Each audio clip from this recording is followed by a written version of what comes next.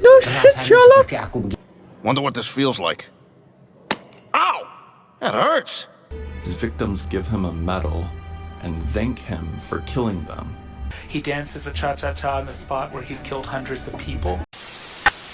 Hey yo, what up my army? It's your boy Odin here, and today we are reacting to the documentary that exposes genocide. Genocide or bad kids, never do that at school or anywhere, but genocide or bad. I think genocide or what Hitler do or some shit, so don't do it. So let me just watch it. The documentary that exposes genocide. Majority of the world, I found out about the Indonesian mass killings in 2013 when I saw the act of killing for the first time. I'm not being hyperbolic when I say that this is the greatest documentary I've ever seen. Not only because it exposed a genocide, but because of the way it did it. Oh shit. Instead of talking head interviews and archival footage, the act of killing goes undercover, so to speak, and collaborates directly with perpetrators of these crimes, asking them to reenact their killings in whatever way they wish. The result is the creation of a new reality, a kind of fever dream orchestrated by the perpetrators themselves. And this new reality reveals both literal and psychological truths that would have otherwise been buried by layers and layers of lies and corruption and justifications. There's a lot to unpack here, so let's start at the beginning. How did director Joshua Oppenheimer, who was at the time a completely unknown filmmaker from Texas, end up collaborating with perpetrators of a genocide in Indonesia? In 2001, Oppenheimer and filmmaker Christine Sin set out for Sumatra, Indonesia, with the hope of improving working conditions on a Belgian-owned palm oil plantation. They brought camera equipment and taught the workers how to film. The result was a documentary called The Globalization Tapes. As he got to know the workers on this plantation, it became clear that they were living in truly atrocious conditions, and that these conditions were a symptom of something pervasive across the entire country. The company would have the women workers spray a weed killer around the palm trees, the oil palm trees, and with no protective clothing, no masks, no gloves, the mist would go into their lungs, then into their bloodstreams, and destroy their liver tissue. And the women were dying in their 40s. And when they would complain to the company petitioning for protective clothing, the company would hire thugs from a movement called Pancasila Youth that had in fact been involved with the killings in 1965. They'd hire thugs to threaten and sometimes attack the women. And the women were easily intimidated, easily threatened, because their parents and grandparents had been in a union until 1965, had been accused of being communist sympathizers simply because they were in a union and had been killed. They were afraid this could happen again. The rubber workers union was communist run, so after the coup, many of them were killed or imprisoned. Some of the survivors, you see them here, still work the rubber, but this time as prisoners and at gunpoint. The different islands deal with the communist survivors in various ways. In some camps, they are starved to death or released periodically to be killed by the local citizens. Ted Yates, NBC News, reporting. Kenapa Pak, keturunan dan juga keluarga PKI yang dibunuh tidak pernah melakukan balas dendam, Pak? Sampai saat sekarang they don't want to take revenge, they can. Belum ada kesempatan mereka untuk ya kita akan basmi semuanya.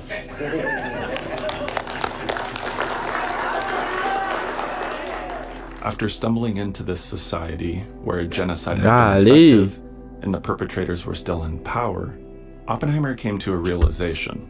Normally, perpetrators of mass violence win. That's why they do it, because it's effective. They write victors' history, celebrating what they've done. They glorify it. We as human beings deceive ourselves about the meaning of our actions, and I knew at that point I would spend as many years as it would take to address this situation. And many years it did take, roughly a decade. Because once he set his mind on making this film, he immediately ran into a problem. How do you make a film about crimes against humanity when the perpetrators are still in power? The army threatened all of the survivors not to participate in the film. And everybody said, don't quit, don't go home, don't give up, try to film the perpetrators. See if they will tell you how they killed our relatives. I was afraid to do that at first, but when I did, I found really to my horror that all of them were immediately boastful about the worst details of the killings, which they would recount with smiles on their faces in front of their wives and their children, even their small grandchildren. Then they would usually invite me to where they killed if they were imaginative enough to do so. They'd bring along weapons to use as props. They'd bring friends to play victims and reenact it, figuring that it's a film. They should show what they did, not just tell about it. These impromptu performances by the perpetrators sparked an idea in Oppenheimer, an idea that reveals his approach to filmmaking and his ultimate goal in making the act of killing. I started with this premise. I said, okay, you've participated in one of the biggest killings in human history. I could be that open with them because they were that open with me. I want to know what it means to you and to your society. You want to show me what you've done. So show me what you've done in whatever way you wish. I will film the process, but I will film your reenactments, but I will also film you and your friends talking about what you want to show. What Can I show this on YouTube? And combine these things to create a documentary of the imagination. He creates the environment in which the inner dreams and desires and justifications of a perpetrator can be made visible. It's not about what happened in 1965 per se, it's about how the perpetrators want to be seen today and how they see themselves. I think documentary in English implies this kind of transparent window onto a pre-existing world that you document. And I Kinda think fucked that's up, kinda fucked I up. But should be fucked up, but it's genocide, but still kinda see fucked my up. films as interventions that I make in collaboration with other people. That I feel like whenever we film anybody, we are creating reality. And a fly-on-the-wall documentary, a so-called fly-on-the-wall documentary, simply is a collaboration between filmmaker and subject where they create a reality in which they pretend the camera's not present. I don't think it's a coincidence fair that enough. Oppenheimer studied theoretical physics before he switched to filmmaking, and not just because his name is Oppenheimer. The way that he describes this collaboration between the filmmaker and the subject feels analogous to the measurement problem in quantum physics. When particles are not being observed, they behave like a wave, but as soon as they're observed, they take on definite values in the form of individual particles. Similarly, as much as a filmmaker might want to document reality as it really is, a person's behavior will inevitably change if they are being observed by a camera. And so the goal isn't to pretend the camera doesn't exist, but to create an environment that will allow the subject to play the character that they want to play. The great moments in nonfiction cinema always happen when you create a context, an occasion, together with your participants, where they're put in a situation which is safe, because otherwise you would hopefully not do it, somehow safe, but takes them out of their comfort zone and puts...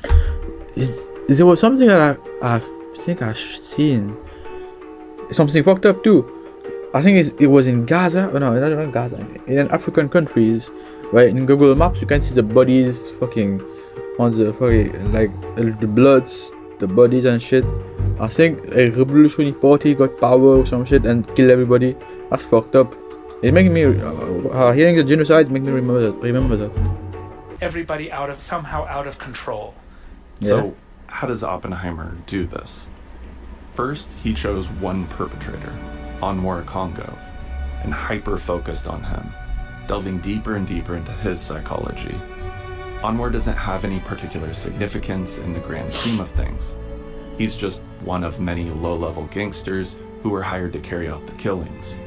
In fact, Oppenheimer had filmed for 2 years with 40 other perpetrators before he ever met Anwar. The 41st perpetrator I filmed was Anwar Congo, the main character in the act of killing. I met him at the end of that 2-year period. I lingered on him because his pain was right there on the surface. I saw that trauma.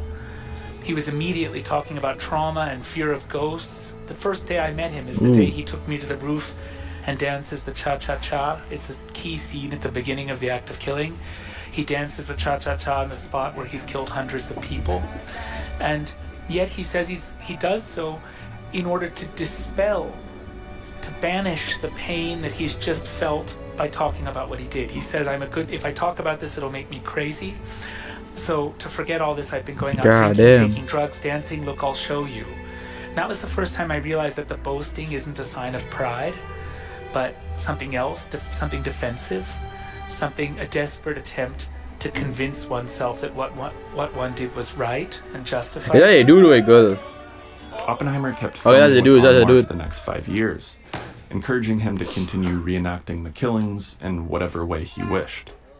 And most importantly, he would show the footage back to Anwar. It was a very simple method. We would shoot one scene, I would screen it back for Anwar. He would respond emotionally and then propose the next scene in response to the previous scenes.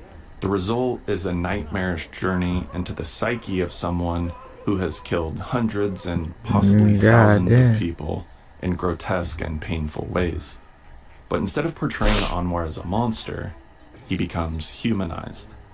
And the film as a whole seems to argue the case that any human, given the right circumstances, is capable of committing horrible acts of evil, and that in order to commit these acts, one must find a way to justify them to oneself. Anwar's friend and fellow executioner, Adi, says it best. God, the fucked up part is they don't look. Yeah, that's a fucked up part to fucking post. They don't look evil. They look human. Which is the most scary part. Orang itu kan perbuatan salah yang paling berat sebetulnya. Tapi bagaimana kita So the key is to find a way membuat cara not to feel guilty. Tidak merasa berbuat salah. Kita mesti meyakini. It's all about finding the right excuse. After the killings, the Indonesian government created a propaganda film depicting communists as bloodthirsty and evil, and required all students, from first grade to adults, to watch it once a year. Anwar cites this film as one of the justifications that helped him live with his crimes. Nah, tentunya saya ingin tahu pendapat Bapak mengenai film. Actually, I want to know your opinion about the propaganda film. Yang terkenal di seluruh Indonesia. Kalau saya For me, that film is one thing that make me feel not guilty. But in reality, he was the one who was violent, not his victims. And only a little prodding causes this justification to collapse. Kalau kau begitu ya? Iya. Kalau aku ada koreksi-koreksi. Kenapa That's how I feel, not me. PKI kalau udah kalah, jahanam lah dia. We need to make the communists look bad after we kill them. Jadi semua lah disetel, lagu genjer-genjer. The film is designed to make them look evil. Telanjang ini segala macam. Itu yang kita pertanyakan.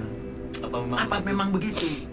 As Anwar puts himself in the shoes of his victims and feels just a fraction of the fear and powerlessness that they felt, he becomes more and more desperate for a new justification.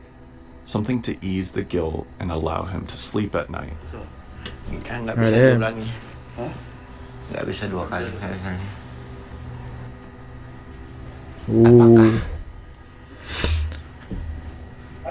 Orang yang kusiksa dulu itu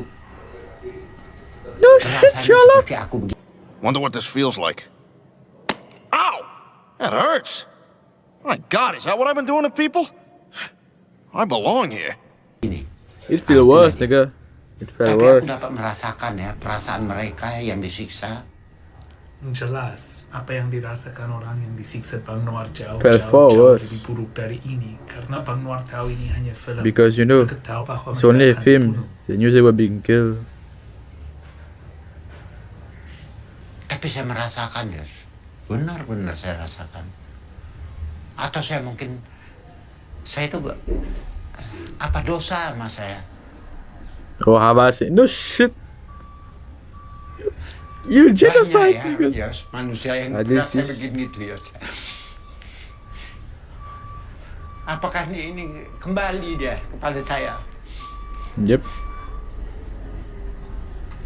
In response to these feelings of guilt and possibly a fear of some kind of karmic punishment, he films a completely absurd scene where, in the afterlife, his victims give him a medal and thank him for killing them because they were sent to heaven. Once he was no longer able to dehumanize them, he needed to find another justification for what he had done, no matter how absurd and illogical. As I mentioned before, this film is not pretending to be a window into reality. It's a collaboration with Anwar, and Anwar is presenting to the audience how he wants to be seen. He wants you to like him. He wants to be a sympathetic character. But he also can't square what he's done with the character he's presenting. Saya tahu bahwa saya kerjaan itu salah, tapi saya harus melaksanakannya. It's as if the reality of what he's done bubbles to the surface, and his body wants to expel it. And this is the moment where the character that he's been presenting collides with reality, and a core truth is revealed. That he caused unnecessary suffering, and there's no justification for it. Facts. It's easy for people in positions of power to justify their involvement in this genocide. They can say it was for a greater cause, Yo, that is back or some shit, nigga. communists needed to Goddamn. be stopped, and so on. Kenapa harus saya habiskan? Kami harus mematikan. I had to kill. Hati nurani saya yang The silence took for himself. You took too long to answer. Which what I wanna speak on about is this part. That's fucked up. Victims give him a medal and thank him for killing them. That is fucked up. Cause bro living in a delusion at this point. You know that is diabolical. Diabolical, yeah. That is for today, my army. It was my next talks, and I will see you in the next one. Bye bye. Hey yo, hey yo.